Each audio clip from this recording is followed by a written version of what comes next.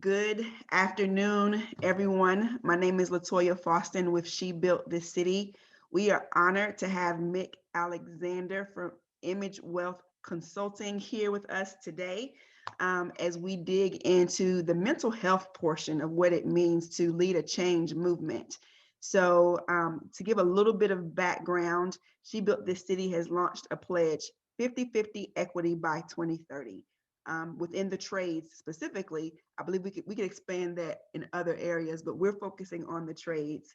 Our pledge for equity encompasses three different pillars: diversity, equity, and inclusion. We talk about equal pay, having diversity at all levels of your organization, and diversifying recruitment sources. Where are you targeting to have participants and employees for your programs? Hospitable working environment, place, space, and policy that are pro-women, focusing on belonging and intersectionality of what it means to be a woman today. And then we have investing in the future. That's investing in youth, investing in workforce development pipelines, because we know we need to start that conversation early, and investing in technology. So today's conversation really focuses on the second pillar, the hospitable working environment, place, space, and policy that are pro-women. We're focusing on the mental health components of what does it mean to cope, and really how do you exist in the uncomfortable nature of what's next, so the change that's going to come. So Mick is an expert in this space. She focuses on the mental health of entrepreneurs as a passion of hers, and so I was honored that she accepted the invitation to join us today. And so, Mick, thank you for your time. I'm going to go ahead and switch hosts now. Today's presentation is going to be part presentation, mostly conversation of how we steward change and how do we cope using emotional intelligence as we go through that process. So I'm switching over host now. Yes. So thank you, LaToya, and She Built This City. I think this is a wonderful organization. I love the pledge, and I also understand that with such a commitment, there's going to be a lot of pressure to see this through. And so when we were discussing this, we decided that the performing under pressure would be a great topic for us and how to deal with change. Like LaToya said, I'm Mick Alexander. I happen to believe that one day my position and my role may just be replaced by automatic or artificial intelligence. There may be a time in which the person leading this conversation on human emotions may attempt to be a robot. It may look human and act human, but it may not actually be human. And I think it'll be a good attempt, but I never think that we can talk about human emotions in such a way better than a human can. So for now, I'm proving I am human. I was a little girl, I was a troubled teen, and I, through a lot of prayers and a lot of counseling, end up being, I think, a responsible adult, which is the best we can hope for, right? Parents can hope for. But through all of that, I really have had been very, very fortunate to have a very rich career, a lot of successes, a lot of trials and tribulations, a lot of crashes, which we'll talk about in a minute. But the thing that I am most pleased about right now is my decision to get certified by the International Society for Emotional Intelligence. Once I did that, then I realized that emotional intelligence was key in not only my past success, but my future success. The International Society is a wonderful organization that specializes in studying emotional intelligence around the globe in various different career choices. And I had the good fortune of being one of the first Americans to go through the training with Dr. Pelletieri, who was certified by Dr. Peter Celifay, who is the president of Yale. And so through that, all of that study and experiential experiences, I developed what is called the Image Wealth System for Success. I felt that successful people who are on their own paths, who need a system for success or something to support them through the entrepreneurial journey, prefer to have a process. So they may perfect this process and put their own spin on it, but they like to be able to say, what do I do first, second, third, fourth? And that is what the system for success is designed to do. But honestly, once you begin to practice it, it is a natural thing to change it into what works for you. Ultimately, the system for success speaks to leaders. And when I say that, a lot of people say, oh, well, you mean CEOs and entrepreneurs who run their own companies. Yes, a lot of my clients slash students of the system are those people. But I've also had leaders in the social leaders in the senior citizen area and small children in school who have leader tendencies or leadership tendencies. I happen to believe that everyone at some point who is going for something in life will find themselves in a leadership role. It could be in your church or in your community, on your street and community watch. It doesn't matter, but at some point you're going to be called upon to be a leader. And when you do, there will be pressure. There will be change. And so the system is designed to give you some tools that support you through that process. I wanted to start by first giving you a definition of emotional intelligence. I'm really big on definitions. I think that we can clarify a lot of miscommunications if we took the time to make sure that the words we're using, everyone has the same understanding of. So in emotional intelligence, Peter Selvey and John Mayer, who are considered the fathers of emotional intelligence, although you may have heard of Daniel Goldberg, who is a master in emotional intelligence, he actually came after these two gentlemen.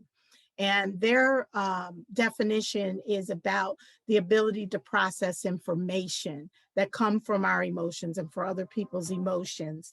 And that then to use that information to be able to guide your thoughts and behaviors.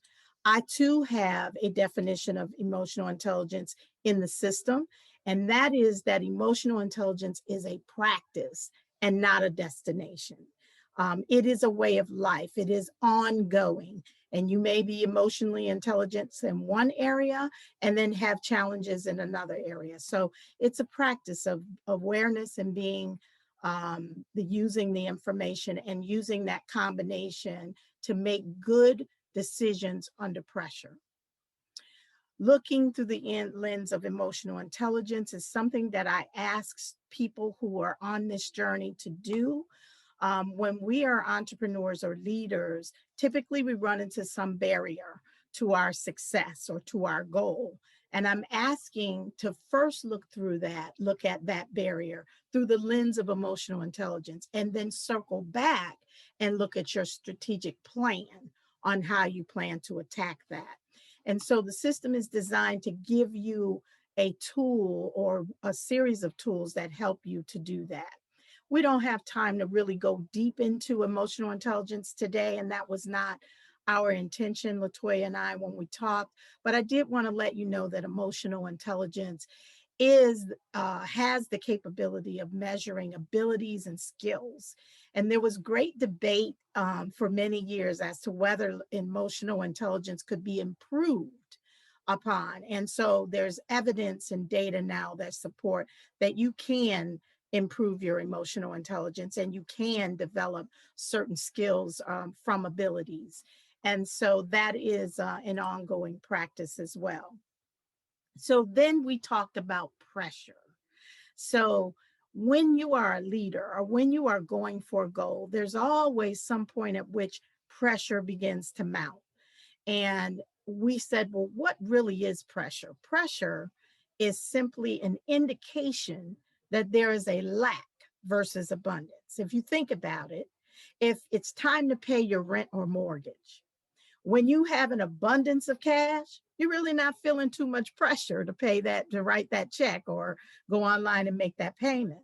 But when there is a lack of cash, you begin to feel the pressure Time is ticking. How am I going to pay this? Right. So in reference to the definitions we just learned, emotional intelligence is about information that's coming from emotions. When you're under pressure, you start to feel emotions. And then you can say, what information am I getting? Well, in the case of pressure, is that there is lack. Maybe it's lack of quality time. Maybe it's lack of attention on your health. Maybe it's a lot of different things. But when you feel pressure in some area of your life, you can rest assured it's linked to lack versus abundance. Many people think that this is what the road to success looks like. It's just a grind, like climbing the Empire State Building, and you get a third of the way up and you start to burn and feel the burn, but you got to keep going, right? Because people are watching and I got to be successful. Those That is one way to look at the journey of success. But really, those who have experienced it, who have some time and space in life now, know that success really kind of looks like this, especially if you're talking about being an entrepreneur. It's an up and down, and yet it is this area where the crash is that emotional intelligence becomes most important. So, what's in place to keep from getting stuck? What's in place to keep you from giving up? That's where emotional intelligence kicks in the greatest. And when you have a good system supporting you, then you will have been practicing before the crisis, right? And then you will be prepared to continue going through, we call it the muck or the yuck berries, until you get that second win and you can begin climbing again. But understand, that's just one phase, and there will probably be another crash. So it's important to continue practicing throughout. Also, we can look at this as continuous change. So anytime you're going for success, you're going to continually be bombarded with change. As soon as you get comfortable and you feel like you've reached mastery, there's going to be another change and another change. And that means that you're evolving and that you're growing. So I say, welcome change. When you can get to the point where you understand the change is just a natural part of the process, then you understand that when you experience change, you know that it's a good thing. Even though it may be a painful thing, it's a good thing. So we've had a lot of famous people talk about change. There's nothing permanent except change. And then, of course, that famous prayer or affirmation that says, God, grant me the serenity to accept the change and the courage to change the things that I can and the wisdom to know the difference. And so with that, we say it's time for change. However, the question is, are you up for the challenge? And that is where LaToya and I will have our conversation. LaToya? Woo! That was awesome, Mick. Even just those nuggets, I was writing away over here because you're really hitting on a number of things. And so, for those of you who just joined, really the focus of today's conversation is handling the pressure of change. Um, with She Built This City, in particular, with this pledge, we are pushing for change in the industry, but we would be naive to think that that would come easy without a fight, without roadblocks. And then thinking about the women in the space. And so we are encouraging women and young girls to choose the trades and construction. But what happens until that change comes? It's going to take a while for these organizations to adopt practices and policies that are pro women. So, what do we do in the interim? How do we cope with the uncomfortable nature of what really is still a male dominated, a white male dominated environment? And so, that is the context of our conversation today. And I told Mick, I said, if anyone does not show up, that really doesn't bother me at all, because I feel like it's going to be a personal therapy session for myself. um, as we are, as I am, have the honor of sitting in a leadership role in an organization that's pushing for change. And so let's start there, Mick. Change, before change, during change, after change. We talked about the pressure that is there. can we start a little bit with that before the change pressure? And, how do you know you're experiencing a productive pressure? Like this pressure is going to push for change versus maybe an unhealthy pressure that is could take you to a negative space. So let's talk about the pre-change environment and what that can look like. So, a very wise teacher of mine, and I have been blessed to have some phenomenal teachers on my journey, said to me, well, you know it's time to change something when it gets uncomfortable. So before the change, you're experiencing comfort and everything's going well, and then all of a sudden, you're uncomfortable. You're saying, I don't know about this. There's a big question mark or flags that fly up. This is a beautiful thing, really, when you look at evolution and evolving as an individual. The fact that you can get a warning and you can be uncomfortable. But most of us don't like that. So what we do is we shy away from it. We go into denial. We start telling ourselves untruths. And so when you do that, then you know you're moving into something that's unhealthy, Okay. right? So anytime you're self-criticizing, you are in denial. And we know when we're in denial. We may not know exactly why, but we know that we're not telling the whole truth to ourselves. That's your warning to pull it back and to maybe face that change. So I like to say, when you become uncomfortable, that's the time to begin looking. That's the time to begin processing. And what processing means, a lot of people aren't familiar with this term. So we've heard of therapy, coaching, psychological therapy, and there is a term called processing. And what processing is a set of standard questions that a facilitator like myself or licensed processor is set up to ask based on different situations. And all that is doing is playing sort of the devil's advocate to you, asking you questions you might not be brave enough or you might not know how to ask yourself, right? And then determining by your body language and your hesitance and a lot of other trained things whether or not you're being honest or there's still something there. And Yes. if I think there's still something there, then I can ask more questions. But even if you're not trained in this area or skilled, you can develop a set of questions for yourselves that you ask. And you say, Mm, here's one that I love. What do I believe to be true about this situation? Is it serving me? Is it not serving me? What do I believe to be true about this discomfort that I'm feeling? you know, Digging deeper into it. When did it start? What caused it? Looking at it versus looking away. And so I say in that pre stage, what's really important is facing it.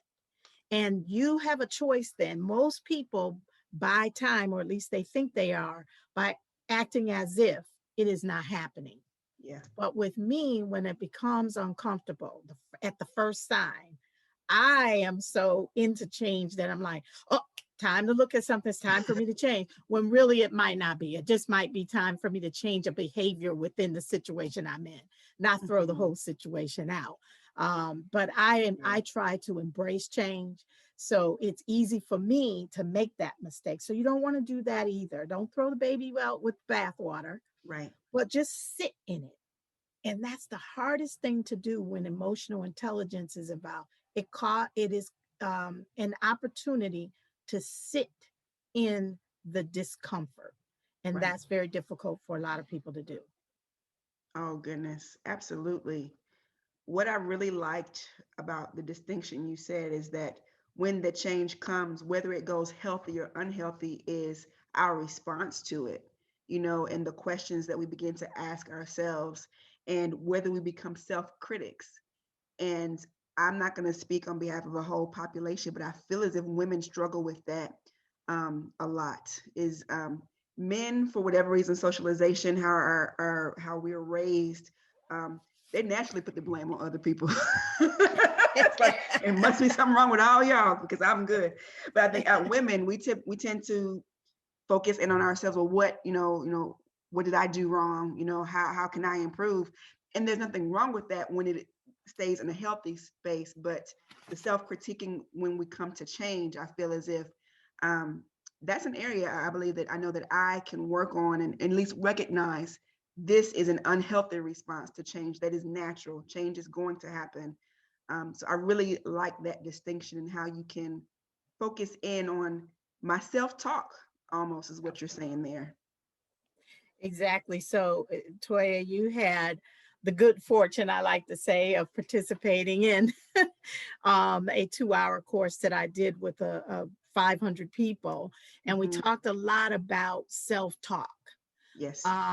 in that the words that we're using subconsciously, that those are the ones that are really doing the damage. And so we like to think about that as red, yellow, green zone talk, right? So in the red zone, I'm making less of myself, others, situations. In the green zone or the yellow zone, I'm sorry, in the red zone, I'm making nothing of. In the yellow zone, I'm making less of Mm-hmm. myself, others, and situations. And in the green zone, I'm making more of myself, others, and situations. But also, others are doing it to others. So I'm Mm-hmm. witnessing also others making less, nothing, or more of each other. And so I like to call that the world mind. So that's going on all the time in the news. Now with the pandemic, you're hearing conversations and overhearing. Are you hearing it in a green zone kind of way? Hey, we're moving through this. There's hope at the end of the tunnel. Or are we hearing it in the red zone kind of way? We're in for the long haul. This people are more and more people are dying. So it Yeah. becomes important what you're focusing on, especially when it's time to make a change. Yes. Because the more you're focused on the red zone activities that's causing the change, the more likely you may miss the target of what is actually trying to happen for you.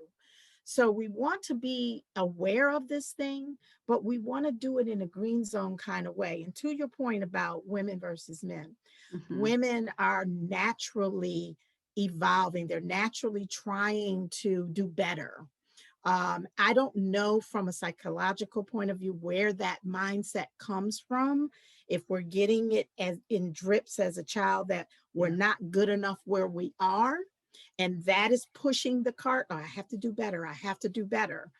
But at some point, we are called to allow ourselves to be good enough where we are. And just Yeah. because we want to change something doesn't mean we're changing it because we're not good where Exactly. we are, right? So that's the green zone versus the red zone perspective.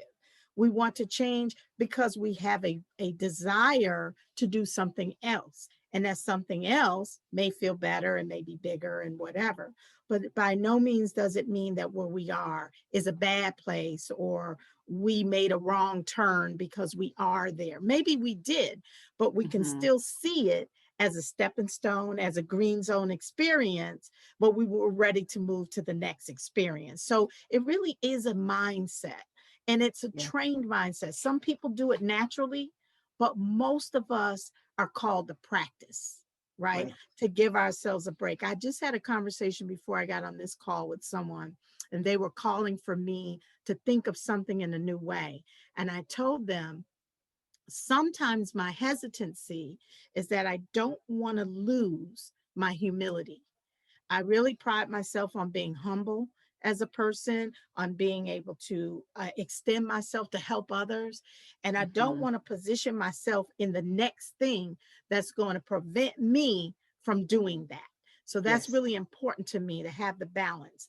But in no way does it mean that I'm weak or that I'm shying away from what they think should be my next goal. Right. I feel that it has to come from within. We have to really dig within and find out, is that opportunity really the opportunity for me, if that Absolutely. makes sense. I know I It kind of went does. veered off to the left, but No, it makes a lot of sense. The self-talk and what zone it's in, and how you interpret a situation, and where do you see the problem lie? Is the problem am I the problem, or is the situation the problem? And I think how you interpret that really will determine how you move forward. And so that is significant, in the space that we're talking about, especially. So let's go a little bit deeper. So pre-change, we know, okay, we've gotten all the signs that change needs to happen. We've determined that the space around me needs to change. What do we do there? How do we, like, what do we take agency over, versus how do we, not versus, and how do we advocate for ourselves in a system that might not have been built for our success? Very good question. I have several clients who struggle with seeing the pattern. So Mm, you asked the question, am I the problem? And I yes. don't like that word problem, but you know what I mean. Am I the Yeah. challenge? Yeah. Um, I say that the clues are in the patterns. So the hardest thing for a lot of us to see is our pattern. A lot of people, a lot of philosophies say, don't focus in on the past. The past is the past and you can't do anything about it. And I say, don't stay stuck in the past. Don't stay in the emotion of the past. But we have a lot of clues about why we continue certain behaviors from our past. So when it comes time to make a change, and especially if it's a change that you didn't foresee, you might not necessarily want to do, maybe you're losing a job and now all of a sudden you're thrust into a new situation. I say that to start with in the midst of change is to look at my patterns. Hmm. What have I done before? Am I the common denominator? Because typically you are. You're the common denominator. And how have you perpetuated continuous situations that you do not want, right? If you do not want it, what have I done similar when I was in this situation before?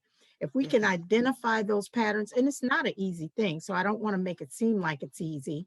It's easier when you have a processor or someone who's holding you accountable for the Yes. answers. But if you're working through this process by yourself, identifying a pattern can be a challenge. But to the event that you can identify this pattern, now you have data and information to set things up differently. Also, support system Hmm. is really critical. So the support system can come in a number of ways. It can come personally with family members that you trust, that you Yes. know are on your team. So you know that in the system, we talk a lot about fans and opponents. Who is truly a fan? Who is an opponent? So we don't look at the opponents in the red zone space. We're just looking at it, trying to identify, hey, I think this person would rather me not succeed. Okay. Hmm. But I am in a position where I have to do business with them. Right. So that's more of an opponent than a fan. And so setting that game up to where you understand who's on your team and who's not on your team. Now, when you're in the middle of change, you want to go to your fans, your Right. true fans, and there might only be one, right? Yeah. We like to have lots of friends and lots of fans, but there may only be one. You go to that fan, that person that's going to tell you the truth. They're going to help you Hmm. identify your pattern, and they're going to hold you accountable to the change you said you wanted to see, Yeah. right? So when you get to the point where you want to give up or you feel like you hit a wall, that fan is going to kick in and help motivate you to keep the momentum going. So momentum becomes very important in the thrust of change. If you lose momentum and you stop and you get stuck, it's harder to get going again. So you just want to keep moving no matter what. You just want to keep moving. You've said so many great things, in that segment there. I want to focus in a little bit more on the fans versus the opponents, and how you define the opponent. As opponent is someone who doesn't necessarily want to see you be successful, but you still have to work with them. Mhm. I think in this space where we're talking about women going into a male dominated field, it's key that we're going to have to be able to identify and distinguish the difference. And I want to dig deeper there to say, okay, opponent is someone who doesn't want to see you successful. What about the agnostic? So what about the person who's neither pro you or against you? They're just there to do their job. But we know that we need to convert them potentially to a fan if we're going to make change. And so again, thinking about, any male dominated field, we need allies, because I'm not going to be in every room where decisions that affect me are going to be made. And so how do we address the agnostic, not the people who are already opponents? I'm not even looking to convert them, but the agnostic, of like, how can I encourage or develop relationship or whatever that looks like so that they are advocating on our behalf? Because until we make up the numbers, we're gonna have to have allies who can speak on our behalf to move things forward. I think that's a wonderful question. Wish I had an answer for you. I don't have all the answers, but I can I like share it. with you my experience. Yes. So, I had a printing company for 17 years. I was the only female in Charlotte with the printing company. I was the only Black female. I did not have peers. And I was usually, and I'm going to say pretty much 99% of the time, the only female at the industry association gatherings. When I came in, it got quiet. What I ended up having to do, and this, remember, was back in the 90s, so it was before I had emotional intelligence training. Mm-hmm. What I naturally did was focus on the fans. I always focused on who was in my corner. And you do want to be aware of the ones who act as if, but really aren't. But my parents always told me everything done in the dark will show itself in the light. So Mm-hmm. don't spend energy on that. Be intuitive. If there's Right. something that doesn't feel right about that person, even though they're saying something else, then pay attention. But give them a chance, because it'll come to light, right? But go focus on the ones who say, hey, if you need my help, I'm willing to help you. Or here's my card, give me a call. It could be one person. And then you ask that person, do they, without saying it this way, how many like-minded people do you have on your team? How many fans do you have? Can I meet some of your fans? Yeah. Right. And that is what I did. I constantly focused on networking with people who were like-minded, and I could feel them. So I didn't pay much attention to, because remember, we're dealing with men. So some of them had agendas other than business. Some had, it was really, and I was very young. I was very young. That was the other thing, and unseasoned. But I found that really held true for me. If you pay attention to your intuition, and you pay attention to the person whose actions are saying, hey, I ran into this person, I'm going to send them your way. They need printing. That's a fan. The person who says, I'm going to send some people your way, but you never get the phone call. Well, so focus on the green zone is what I'm saying. Focus on the green. The agnostics, they're going to, over time, maybe they just need to see how serious you are. Maybe there's some people that say, I only want to associate with winners. And when you start winning, they come over to your side. So there's that too, that sometimes people only want to be associated or affiliated with the winner. Yeah. And I don't like them. No. And yet we can't change them. Focus on that which you can change. Yes. The wisdom to know the difference. Absolutely. No, that's good. I'm gonna have to marinate on that for a while. Like I have like 10 questions I want to ask, but I want to keep our conversation moving forward, as well as save time for our guests to also ask questions. So we've talked about the space of acknowledging the change and how to reflect on that to see it as a good sign and how we move forward. We talk about focusing on our patterns within the change, and how do we find our fans and operate there. Now let's talk about post change. Um, I'll speak in outside of my professional life. I'll speak in my personal life. I'm a new homeowner, and I love this house. However, I know post purchase, I was actually not as excited as I thought I was going to be because of then the additional responsibilities that came from there. And so, post change, how do we talk about and how do we handle this new world that we fought for? We put out there for, but good gracious, I didn't know I was gonna have to do all this. Like, so how do we talk about the and handle that post change pressure? I love the example. Love the example. I think that it's the same as in the midst of it. You got to focus on, well, you don't have to, but I suggest you focus on the green zone. That would be, what was your purpose for doing it to begin with? So I find that a lot of times when people get off track, they got this new thing and they were all excited, and now the reality, they lose focus of why, what was the driving force to begin with that made you go down that path of buying a new home. And so that can be clouded by all the responsibility and all the realities in the new phase. But also, we are talking about something in our system that's called the levels of existence. And in the levels of existence, we start in the red zone, right? That is, that we're not present with home ownership, to use your example. You were renting, you weren't even thinking about owning a home. And all of a sudden, you became aware with this idea and this concept. And once you did, then things started moving. You had to do your research, you had to look for a home, all that. And you moved up the levels of existence into the yellow zone, right? And the yellow zone is when you start to do. You started looking at homes, you started making preparations, you applied for the mortgage, blah, blah, blah, blah, blah. And now you're in the green zone. You've achieved mastery. Well, guess what? You go back down to the red zone because that's a place you've never been before.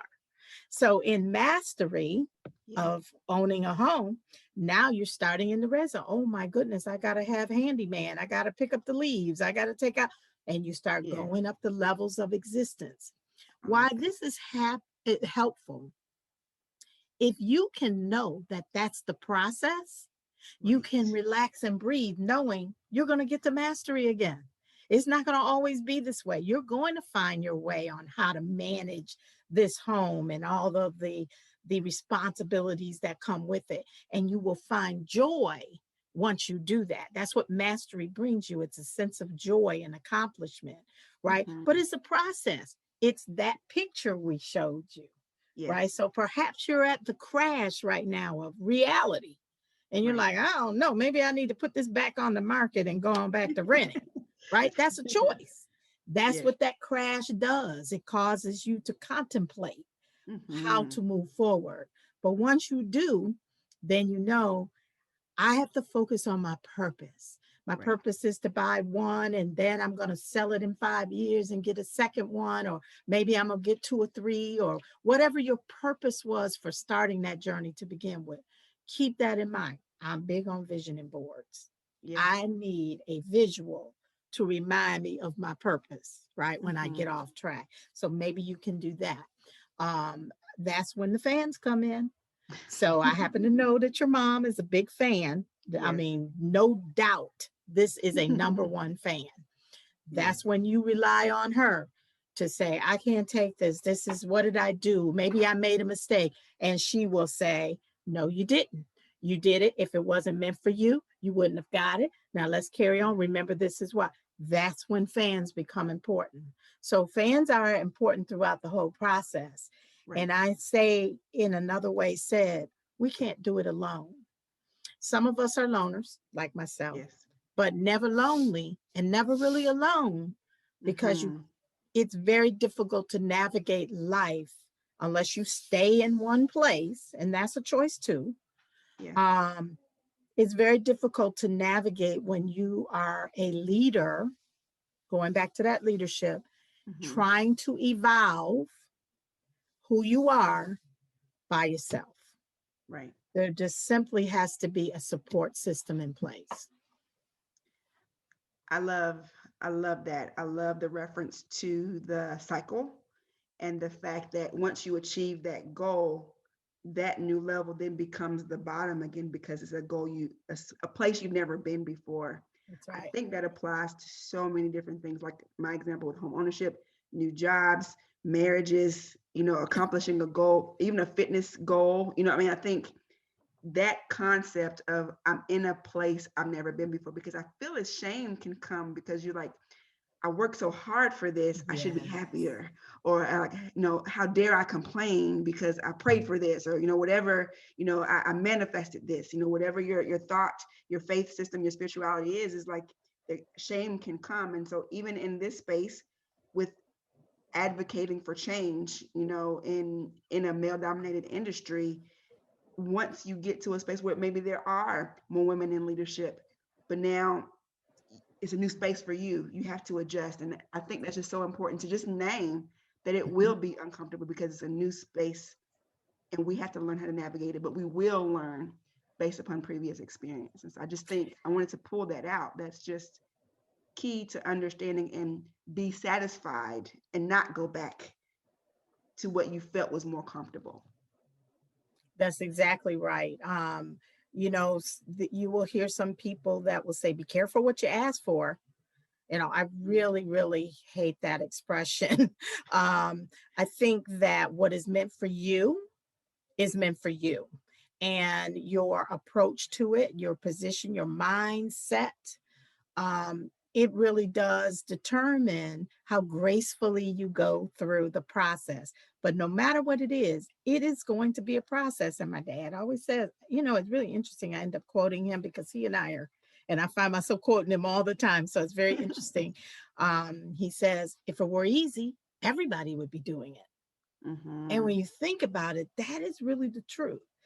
If it was easy to manifest everything we wanted to do, everybody would be manifesting and it would be chaos. Right. So I think that expecting a certain amount of challenge, um, and not expecting it in a way that you're drawing these problems, but just understanding from a realistic point of view. I've got to get my game face on. I've got to put my Yeah. armor on. You don't go play football in a basketball jersey. You put on these protection. So whatever your ritual is for doing that becomes really important once you get into this phase of change. Yes. Protecting yourself and having those constants, whether it's cutting your phone off at 5 o'clock, sitting down and eating dinner with your kid every day at 6 o'clock, whatever those rituals are that help you stay grounded, and then focusing on that purpose and keeping Mm-hmm. that purpose in mind, that's going to get you through, I believe. Absolutely. Absolutely. Whoa, that's been a power packed narration of the journey and how we can survive and thrive at each of the phases there.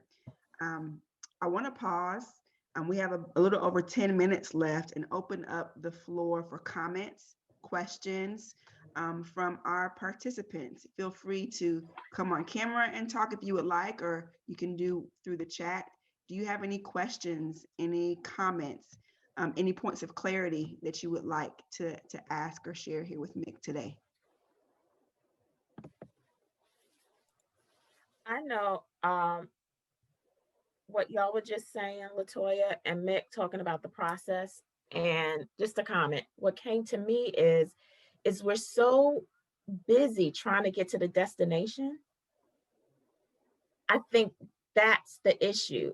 I believe we need to fall in love with the process, because it's in the process that the beauty happens, Mm-hmm. right?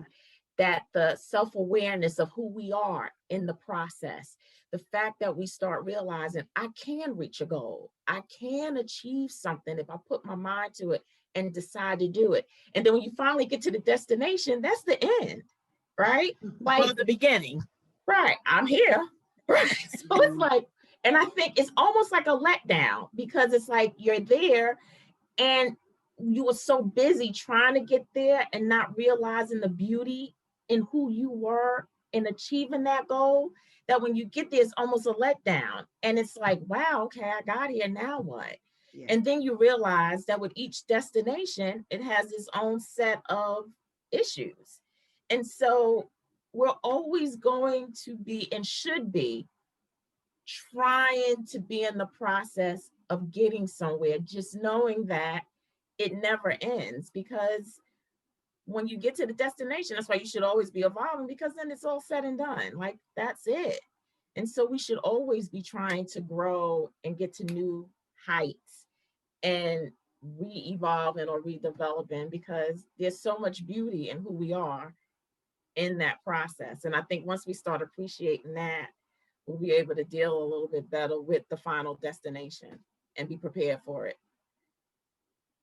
Absolutely. Very well said. I heard you say a lot in that. I heard you say that we should always be evolving.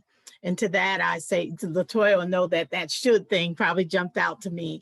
But I would say, wow, wouldn't we be better off if that was a universal thought? But unfortunately, there are many people who feel that they're fine the way they are and the world should evolve around them. Yeah. So I say, to your point, I 100% agree. And I think that when we do make a decision to evolve, it would be a lot simpler and a lot better journey if we could focus on the phases, and take the phases gracefully, take them with a grain of salt. Um, and I think, again, that's where surrounding yourself with like-minded people and fans can be of a benefit, because they can help you stay in the process and say, hey, you're doing great. You're doing great. Don't be in such a rush to get to the end. Enjoy the journey. So well said. Well said. Absolutely. Brittany put in the comments here. Thank you for sharing, Brittany. I've taken away that as an advocate for change within the industry, focusing on the bigger picture, not the adversaries, and conquering and leveling up between each small goal for the greater vision that we have. Really be happy about those smaller goals because they're just as important. That's Very powerful good. right there. Thank you, Brittany. Absolutely. Very well said. We can be so focused on the big change that we forget to celebrate those small ones, but we don't realize that those small ones are what give us that momentum and inspiration to make it to that bigger goal. It's so important. It reminds me of what a lot of parents say about kids. They wake up one day and they go, oh my God, they're going off to college. And they missed all the little stuff. And they're like, where did the time go? Well, the time went that you were so focused on, I can't wait till you get out of here and go to college, right? So focusing on those little wins is very important. In fact, paramount. Absolutely. Any other questions, comments, concerns that we could share today in this precious time we have with Mick?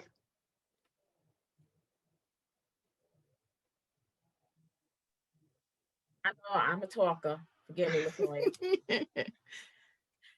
But then I find so many nuggets. But one of the things that y'all made me reflect on was the pattern. Because I recently had to take a really good look at myself. I've gone full-fledged into entrepreneurship. Mhm.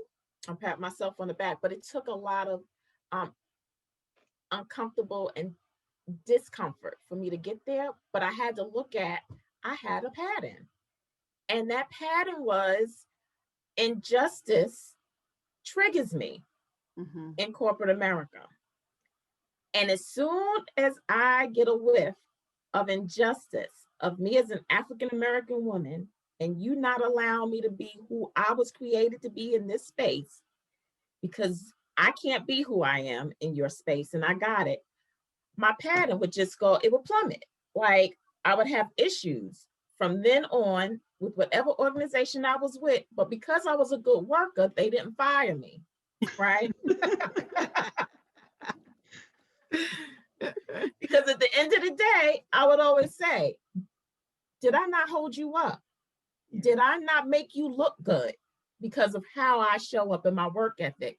And I would never apologize for who I was, because I knew if Becky was able to come to work as Becky, then I should be able to come to work as Felice Dorothy Hightower Britt. And so that was my pattern. My pattern was, as soon as I got triggered, it was downhill from there. And so that was, I had to take a good look at myself. And so was that necessarily right? No. But I knew that I couldn't come to work inauthentically. I knew that I would get fired if I chose to be inauthentic in who I was, knowing that who I am is okay. I was okay. You're just not okay with me for whatever reasons. And we know there's plenty.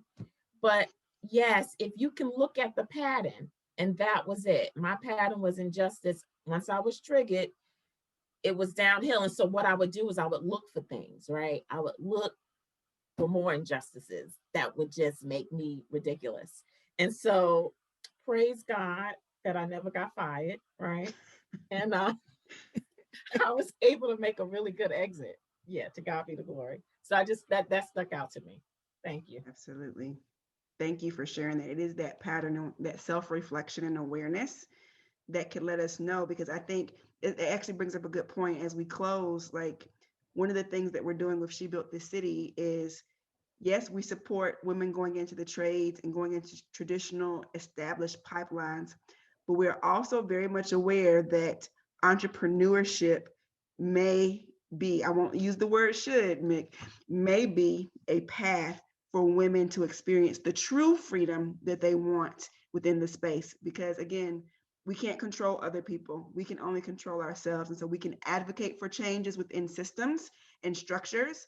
But I want, as I'm leading the organization, I'm going to be making it very clear to our partners, we are also empowering the women that come through our path to go blaze their own trail, start their own business, go after their own contracts, because I will not be asking people to put up with harassment and discrimination for the sake of changing an industry. We can change it from without. We can go outside and do our own thing. And so that is a space that I think we'll be living in for a while. Is, yes, we will push from within with established structures, but we can also realize that maybe this space isn't meant for us, and that's okay. We can go and create our own space, and that's what we're going to be empowering women and girls coming through our program to do. So thank you for that reflection, Felice. Mick, I'm going to give you the last few minutes here for any closing statements, remarks, or points of thought you want us to reflect on as we leave today. Just want to remind you that pressure is a good thing. It gives you an opportunity to reflect and look for a pattern. It is also an opportunity to evolve. I think it's a great thing, this organization, because She Built the City is going to be the fans that some people don't have, and they need. And I see this organization as a fan, a safe space, a green zone space, for these individuals to come to and find the support they need and the courage they need to make it through that crash. And at the end of the day, it's about maintaining momentum. So change is a good thing unless you get stuck in it. So maintaining momentum and finding that support system like She Built the City, that's the way to win. And at the end of the day, celebrating your victories, even the little ones, is going to also give you the momentum to continue going. Don't forget your purpose too. Absolutely. Well, this has been a rich discussion. Mick, thank you for spending this hour with us to reflect on this process of change and performing under pressure. Mick can be found, she has all of her socials here, but Image Wealth at live.com. Her book, Image is Power, is available Amazon, Barnes & Nobles, and directly through your website, I believe, as well. So there are a number of ways you can get in touch with Mick if you're interested in continuing these conversations, hosting trainings for your organizations, or just want to have individual awareness and openness to this conversation. Thank you all so much. Thank you for your time. Please continue to join us in our speaker series. Tomorrow we have Nora Spencer from Hope Renovations. She has launched an all-women's trades development program. So the women come through her program, learn about home repair through critical home repair for veterans and seniors, and then they go to work in the industry. So it's a by women for women trades training program. We get to spotlight her tomorrow. So please join us, spread the word as we continue to talk about our pledge, 50-50 equity by 2030.